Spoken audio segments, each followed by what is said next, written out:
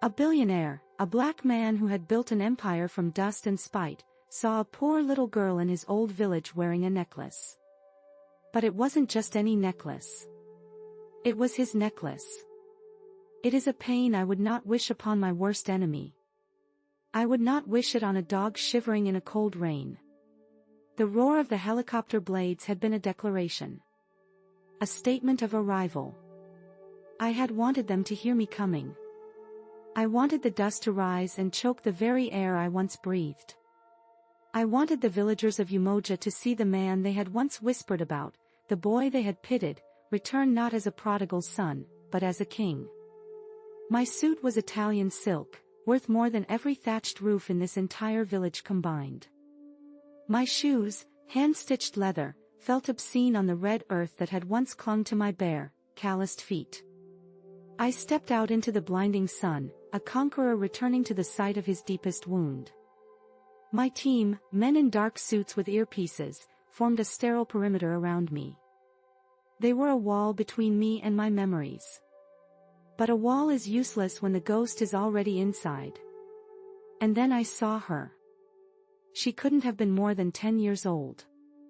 Her feet were bare, coated in the same red dust that I was now trying to keep off my $1,000 shoes. She was nobody. But around her thin, dark neck, resting just above her collarbone, was the necklace. I had spent a month carving it, my clumsy teenage fingers bleeding and cramping.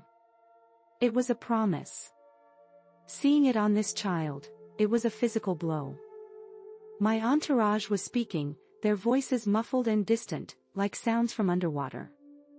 The world narrowed to that single point, the dull gray stone on a child's skin. The only explanation that my mind, clouded with 3 decades of bitterness, could conjure was a brutal one. That it had been traded for a handful of coins, passed from hand to hand until it ended up as a trinket for a poor village girl. The thought was a fresh wave of humiliation. My return, my moment of triumph, turned to ash in my mouth. Before the helicopter and the silk suits, I was just Kalo. She was not just a person, she was a place. We met under that same baobab tree. She hadn't said a word. She simply held it to her heart, and her eyes told me I was her king long before I had a single coin to my name. I had to leave. I told her that every hardship was bearable because it was a step closer to her. I received no reply. Then, the letter came. Amara was to be married. It's the sting of a betrayal that doesn't just break your heart, but it reaches back in time and taints every beautiful memory you ever had. I had been judged, and I had been found wanting. The boy who loved Amara died, and a man driven by a cold, hard rage was born. I climbed. The loneliness of a rich man is the most desolate kind, my friend. For 2 days, I did nothing. There was a quiet resilience in her, a strength that bellied her small frame. My first instinct was rage. It was a performance I had been playing for 30 years, and the stage had grown old and tired. The desert of my suffering was vast, but on the 3rd day, a single drop of rain fell. The spark. It wasn't a grand epiphany. It was a small, quiet moment. I was looking out of the tinted window of my vehicle as we drove through the village market. I saw Alara. An older woman, frail and bent with age, had dropped her basket of yams. They rolled across the dusty ground. People walked past, too busy, too preoccupied. But Alara, this small girl who had so little, stopped. She didn't hesitate. She knelt, her patched dress getting dirtier, and began gathering the yams, one by one, placing them gently back into the old woman's basket. She then helped the woman to her feet and gave her a smile. A smile so pure, so genuine, it was a smile that expected nothing in return. In that small act of kindness, I saw a reflection. Not of Amara, not exactly. But of the spirit I had loved in Amara. The spirit of Umoja, the unity I had come to despise. It was a spirit I had long since buried within myself under layers of bitterness and Italian silk. something inside me shifted. The rage subsided, replaced by a deep, aching curiosity. I was no longer a conqueror seeking vengeance. I was a man with a question. A question that had haunted me for 3 decades. And I realized, with a startling clarity, that the answer was not in the past. It was here, now, in this village. And perhaps, it had something to do with this girl. That evening, I did something I hadn't done in 30 years. I walked out of my compound alone. No suits, no guards. Just me, Kalo, in simple trousers and a shirt. The air was cool. The smell of cooking fires, of shea butter, of the earth itself, it was the smell of a life I had abandoned. I walked to the edge of the village, to a small, neat hut where an old woman sat weaving a basket. She was Mama Elodie, Amara's aunt. A woman whose eyes held the history of the entire village. She saw me coming. She did not seem surprised. It was as if she had been waiting. "Kalo," she said, her voice raspy like dry leaves. It was not a question. I sat on a low stool opposite her. The weight of the unspoken words between us felt heavier than all my fortune. I didn't know where to begin. My eyes fell on her weaving hands, and the question came out, not as an accusation, but as a plea. "The necklace," I whispered. "The girl, Alara. She wears a necklace I made for Amara." Mama Elodie stopped weaving. She looked at me, her gaze clear and unflinching. And then, she began to tell me the story. The real story. And with every word, the foundation of my life, the very bedrock of my identity, crumbled into dust. This, my friend, is the revelation. The moment a story twists, and you realize you've been reading it all wrong. Amara never betrayed me. She had loved me. She had waited for my letters, her heart breaking with every week of silence. But my letters never reached her. And hers never reached me. Her father, a proud but desperate man, had seen the wealthy trader as a solution to his family's struggles. He had intercepted my letters, burning them before she could see them. He had shown her my silence as proof of my abandonment. She had fought him. She had refused the traitor. She had clung to the memory of our promise under the baobab tree. But her family's pressure was relentless. The village whispered. Her reputation was at stake. And then, the truth that shattered me. Amara had discovered she was pregnant. With my child.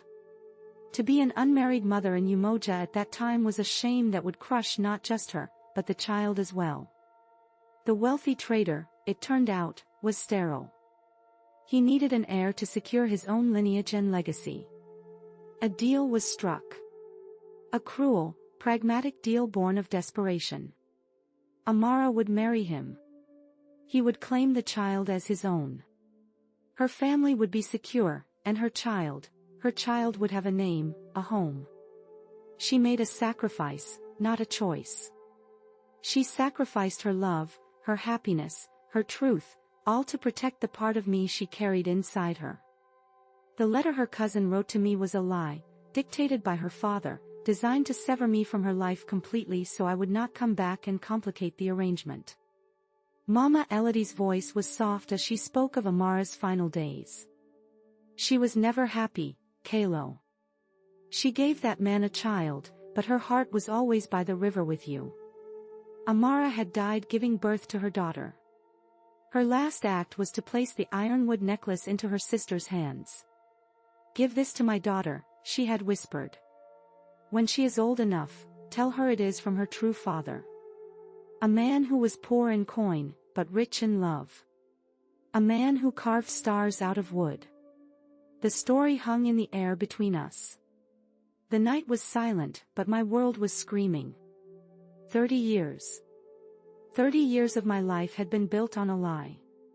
My rage, my ambition, my empire, it was all a monument to a ghost that never existed. The betrayal wasn't Amara's. The betrayal was from a world that forced an impossible choice upon a young woman in love. I wasn't a victim of a fickle heart. I was a victim of circumstance, of poverty, of pride. And so was she. The pain that lanced through me was no longer the sharp sting of anger, but the deep, profound ache of grief. Grief for the life we never had. Grief for the years I had lost, drowning in bitterness when I could have been searching for the truth. Grief for Amara, who had faced an impossible choice alone. And Alara. My daughter. The little girl with the familiar light in her eyes. The girl whose simple act of kindness had pierced my armor. She wasn't a symbol of what I had lost. She was the legacy of what we had created. She was the last, living piece of our love. The resolution, then, could not be revenge. Who would I punish? A desperate father, long since passed away. A village bound by old traditions. No. Revenge was the language of the man I used to be. The man I no longer wanted to be. The ultimate solution, the only path forward, was through a door I had kept locked for 30 years, the door of forgiveness. I had to forgive her father for his fear. I had to forgive the village for its judgment. Most of all, I had to forgive myself. For believing the worst. For letting pain build my life. For not coming back sooner, not to conquer, but to understand. The next morning, I walked to the baobab tree. I found Alara there, tracing patterns in the dust.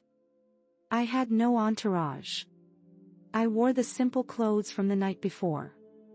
I was not a billionaire. I was not a king.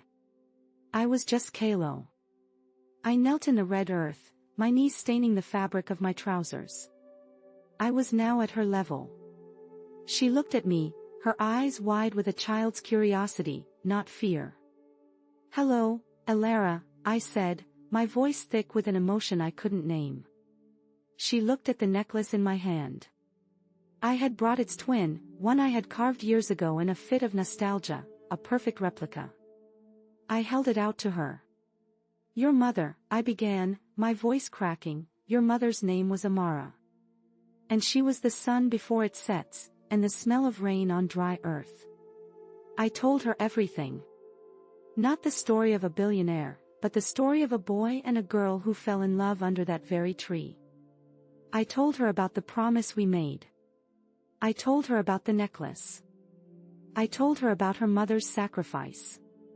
I told her that she was not the daughter of a wealthy trader, but the daughter of a boy who carved stars out of wood.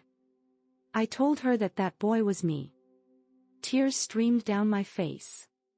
I wasn't ashamed. They were a cleansing rain, washing away 3 decades of desert dust. Alara listened, her young face a mask of concentration.